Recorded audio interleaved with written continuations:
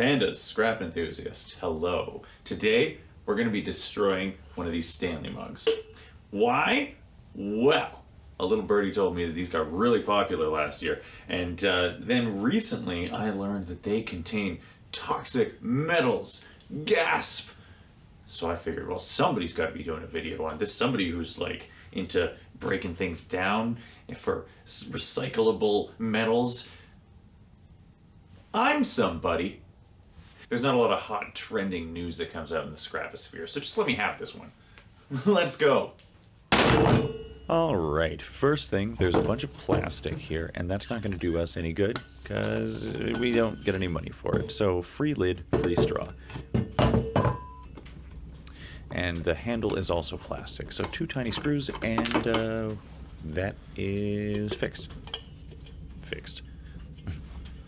And then we'll grab a magnet and see if it's stainless steel. It obviously is, but just to be sure, yes. So there's a little bit of a magnetic pull, but that's just because this was likely cold formed, like spun around on a drum while the threading was added and such, and that tends to make even non-magnetic 304 magnetic. Now here's the thing that we're supposed to be looking for, where all the toxins are. Oh, but look, it's BPA free, so we're good, right? Anyway, there's this this rubberized coating on here, and it's not really going to make much of a difference, but I want to get it nice and clean and see if there's any surprises, just in case. But mostly I wanted to do something on camera while I explained that I really appreciate anybody who checked out last week's video. It was a lot of fun, but it took quite a bit more work quite a bit more time than they usually do. And that's why I'm feeling a little burnt out and just wanted to do something easy this week. Not to mention, I'm in the middle of another larger project that I also think is going to be really fun. But another reason, this one's just going to be a quick and easy one, and I hope I can get away with it. Anyway, here, limited 1 of 1 brushed stainless colorway, a Stanley thubprint collab. Super, super limited. Now this is where the lead is supposed to be. Well, I'm sure this is where it is. So I wanted to be careful, but it's got the stainless steel cap on it, so there's no real need to be careful. Nonetheless, I don't want to cut into something that's made of lead, so I'm just going to chop it off here. And I don't know what I was expecting, but it wasn't that. I have no idea what this little tablet is. It's definitely metal, and I wasn't expecting this to be all copper plated. I'm not sure why they would do that, but I wonder if the two aren't related in some way. See, the copper plating probably helps resist corrosion, maybe, but stainless is pretty good at that anyway, so I'm not sure what the concern is there. And this thing, I'm honestly at a complete loss. My best guess, because it's so porous, I thought maybe it's to help with moisture or microbes that could get inside the sealed container during the vacuum oven process or something like that. I don't really know. It's not magnetic. But the little, the nipple in the middle here where the lead should be, sort of is. Just a little bit though, but that could still just be the cold forming results.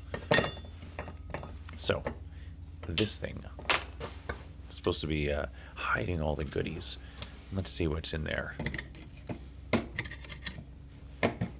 And I'm just going to go ahead and say it, there is no way this thing is coming off in normal operation. You would have to drive over this thing and then still decide to put it in your dishwasher and keep using it. But either way, that's supposed to be our lead. That's supposed to be the problem. It doesn't look that scary to me. But if it's lead, it should melt, so it is time for the torch. Yeah, I would say it does melt, but it doesn't really look like any lead I've ever seen. See if we can get it out of there. Yeah, no. You know what it actually looks like to me is a buildup of leftover flux material or borax or something after doing a casting. And it shatters like it too. It's really glassy. I'm gonna see if I can form it back together, but I'll be honest, at this point I'm just playing around. Does it contain lead? Well, I might just have to pick up a lead test kit and find out. But before that, let's see if it actually sticks back on. Stainless steel isn't the easiest thing to solder to, so I understand why they would use lead. Or at least a lead-based sealant product, like whatever this is. And it does seem to stick on there pretty nicely. So good adhesion. Whatever they're using, it's definitely the right product for the job. And just to be absolutely sure, I did get a lead test kit. Okay, wow. That did not take long at all.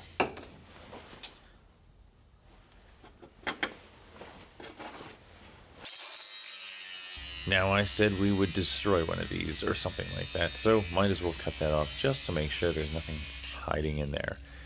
And yeah, no, now one solid piece is two separate pieces. Although that copper plating is kind of interesting. I still don't understand why they do that. Either way, this is what the mug is made of. This is the total. So you're looking at about 50 cents worth of scrap 304 stainless steel. But does the Stanley Adventure Quencher contain lead? I mean, sure. Yeah, but it's such an incredibly small amount. And I was expecting to see a little lump of lead, or at least a little lump of solder, but this isn't even that. This is more like a resin, or like a, I don't know, some kind of flux ceramic thingy. There's not much down there. And for it to be any risk at all, you would have to probably powder it up and eat it. So is it going to be leaking anything into your... Of course not. These guys have been around for 100 years. They're not... But I don't think anyone was really concerned about that. It was just kind of a buzzword, some new way to complain about the hot new thing. It's not a real problem. So that's it. Quick and easy one this week. Thanks for letting me get away with it. But I'll catch you on the next one for something a little more interesting. So until then, have an excellent week. Leave it better than you found it. Keep doing the thing.